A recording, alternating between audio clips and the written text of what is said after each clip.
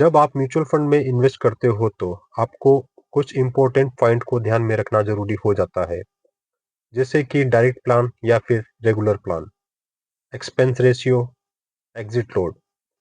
आप जब भी किसी म्यूचुअल फंड में इन्वेस्ट करोगे तो आपको दो ऑप्शन मिलेंगे, डायरेक्ट प्लान और रेगुलर प्लान।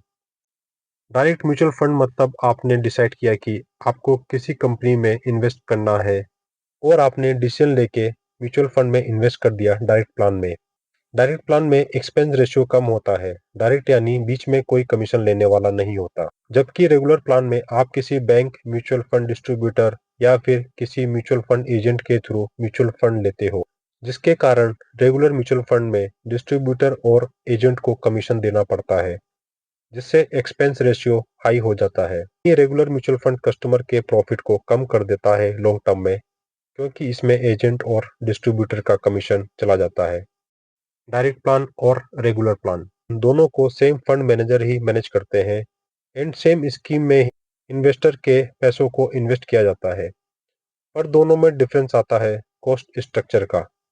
डायरेक्ट प्लान में आप डायरेक्ट इन्वेस्ट करते हो म्यूचुअल फंड में बिना किसी एजेंट और ब्रोकर के, जिसके कारण कोई एक्स्ट्रा कमीशन नहीं पे करना होता और एक्सपेंस रेशियो कम होता है। Exit load. म्यूचुअल फंड में एग्जिट लोड एक तरह की फीस या फिर पेनल्टी है जो फंड हाउस कंपनी लेती है अगर आप म्यूचुअल फंड को सेल करते हो एक तय समय से पहले, जैसे कि 1 साल। अगर म्यूचुअल फंड कंपनी का एग्जिट लोड रूल है 1 ईयर, इसका मतलब अगर आप म्यूचुअल फंड को 1 साल से पहले रिडीम करते हो तो आपको उसमें एग्जिट लोड पे करना पड़ेगा। एग्जिट लोड का एक कारण यह भी होता है कि ताकि इन्वेस्टर जल्दी पैसे ना निकाले और फंड लंबे समय तक इन्वेस्ट रहे। Expense ratio. म्यूचुअल फंड में एक्सपेंस रेशियो एक फीस है जो एएमसी इन्वेस्टर के पैसों को मैनेज करने के लिए लेती है।